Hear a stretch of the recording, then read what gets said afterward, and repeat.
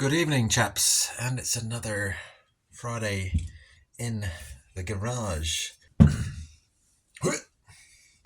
Some progress on the Escort. Well, it's been a bit slow, I must admit.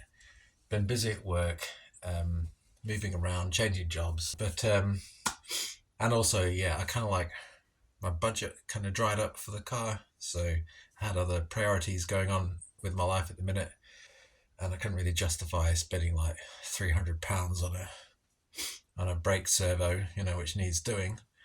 But well, it's not £300; it's 150 plus the brake lines, plus the flaring tool, plus blah blah blah. So it all adds up, as you know, or may not know. So little easy job I've been doing. Well, not easy. It's been going on for months. Putting in these weather strips. This is a new one I bought from Burton Power. Surprisingly cheap.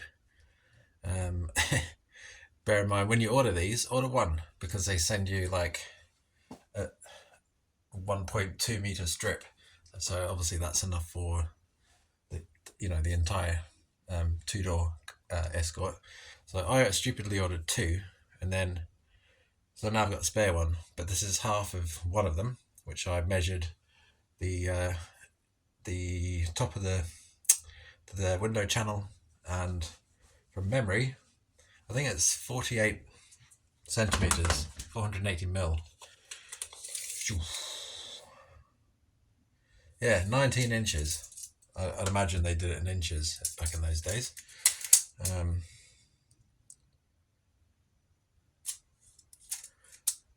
Yeah, anyway. I've got two problems. First of all, when I wind the window down, the friction on the glass does this, and it folds this underneath quite annoyingly. It grabs on. I'm assuming because it's lost the little furry strip. I mean, you can see there how it's just kind of hanging off.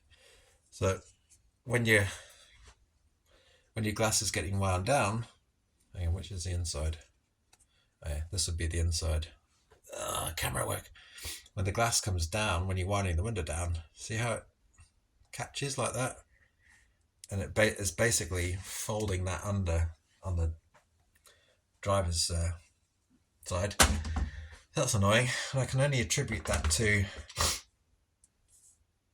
this. I mean, this is the inside of the driver's side. See how it's completely, I just peeled it off because it was like hanging off anyway. So that little furry bit is non-existent on that because I pulled it off. Because it was rather annoying. So I think that's what the problem is. That's why it's catching. Problem number two. The glass of the driver's door cost £80. And when I got the car back, it was in the door. So now it's all full of grease and shit. And it's luckily not been scratched too badly. I did a little bit of a scratch there, fitting the interior, the clips to hold those stupid seals on. So anyway, new glass. And I'm assuming this was it is the original one. And there's a slight bit of damage there, which I can only assume was related to the crash. But all this is doing is holding it. See, all this is doing is clamping onto the bottom of the glass. But the problem I've got is, because I've got all these new inner seals and so on and so forth, the glass moving up and down inside the rubber channels is super stiff. I don't know whether it's because the glass is new or something else going on. But when I wind the window down, it pulls this off like that. Quite frustrating. So what I'm going to do is give this a super duper clean, make sure there's no freaking grease on it. Then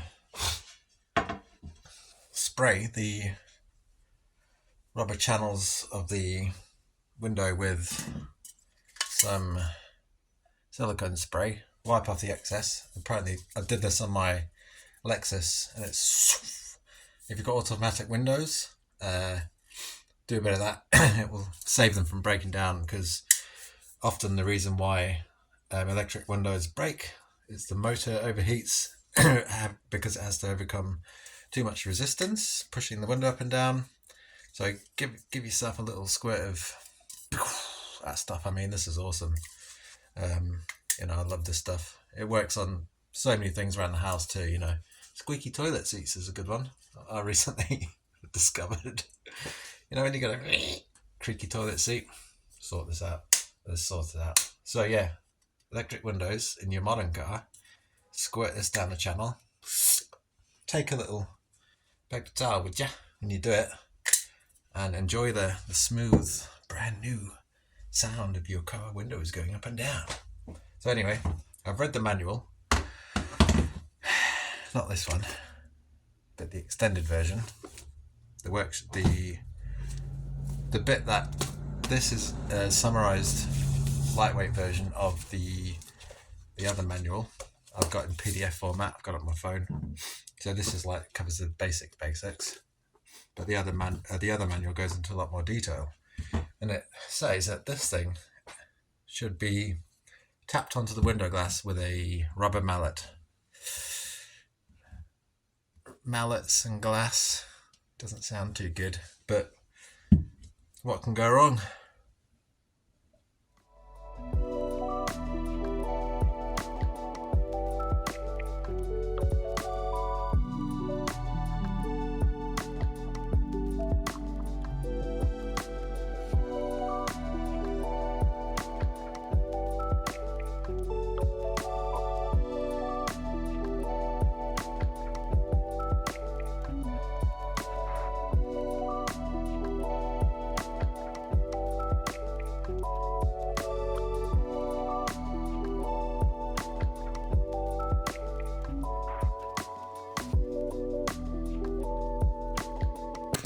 That went on without a hitch. It's on tight. Don't trust it.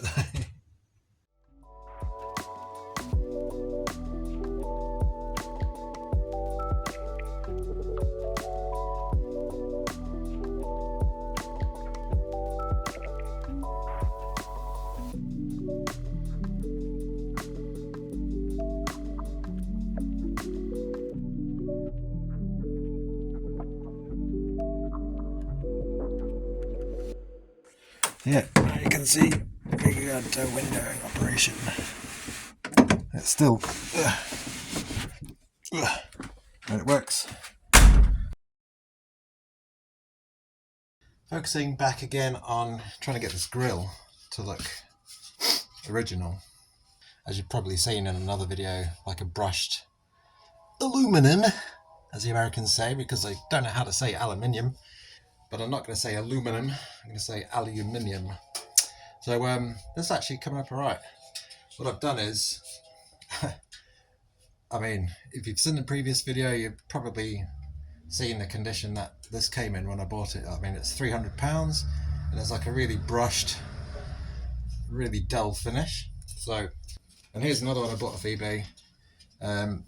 Trouble is with this one, it doesn't fit all that well, and it's a bit bent. Oh, no, actually, that's my original one. Yeah, this is the one I got off eBay. It's not bad, but these mounting points here are different to the standard, so I don't know what this is from. And it's a little bit bent and battered, but nothing that couldn't be rectified. It just takes a bit of love to straighten all that out and polish it. But all in all, I mean, it's pretty decent looking grill. And the fit of this is like, apart from the where it screws into the slam panel in the front, but the way it sits inside the headlights is like flawless, But the Burton one is completely new, straight, doesn't quite look original. As I've mentioned before, some of these angles are a little bit too sharp. I put them side by side.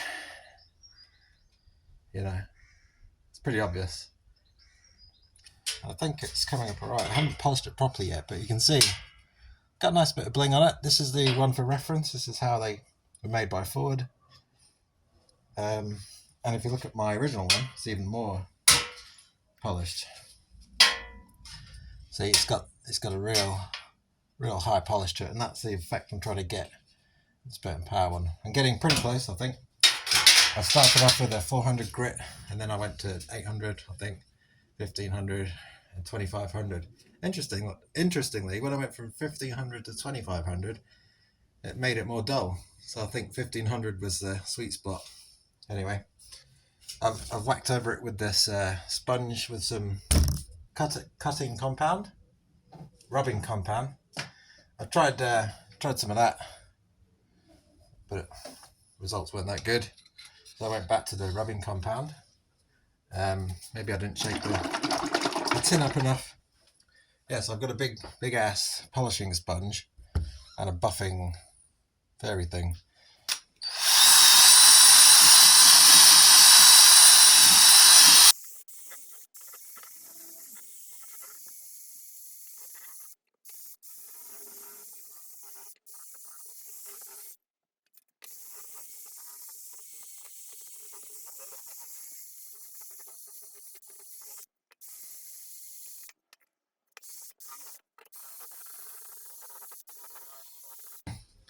Not bad.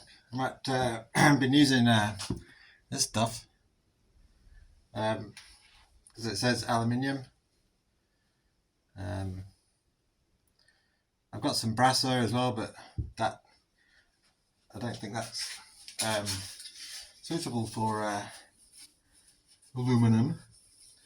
This seems to be working well. I might just give it another going over, and yeah, call it done. It absolutely stinks. I don't know what of. It smells like reminds me of perming solution for women's hair. Like, you know, when you walk into a women's salon, you get that putrid chemical smell. This is what that smells like.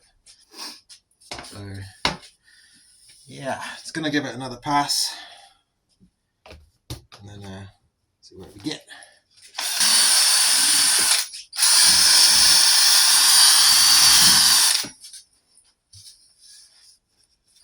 Pretty much done all I can. Right, I'll give you a close up. Here we go.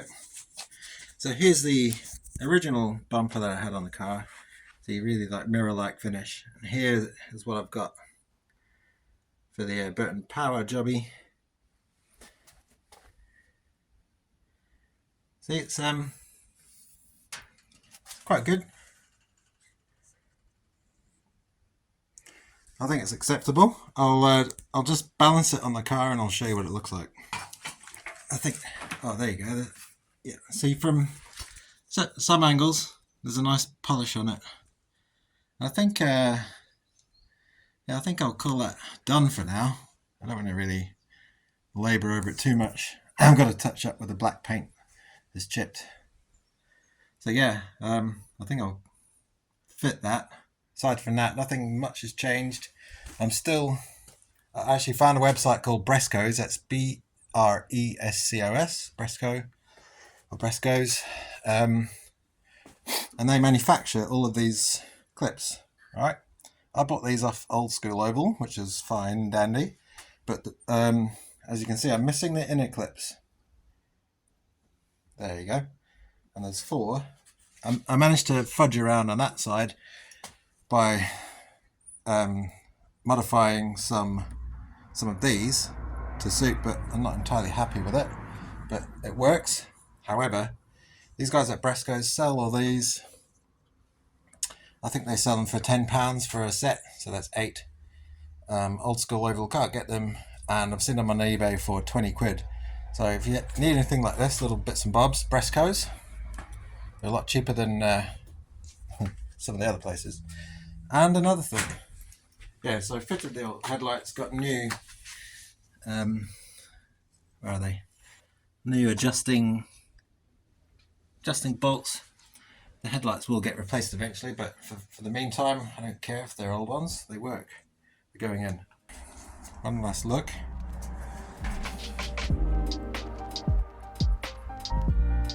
Cool, eh? Thanks for watching.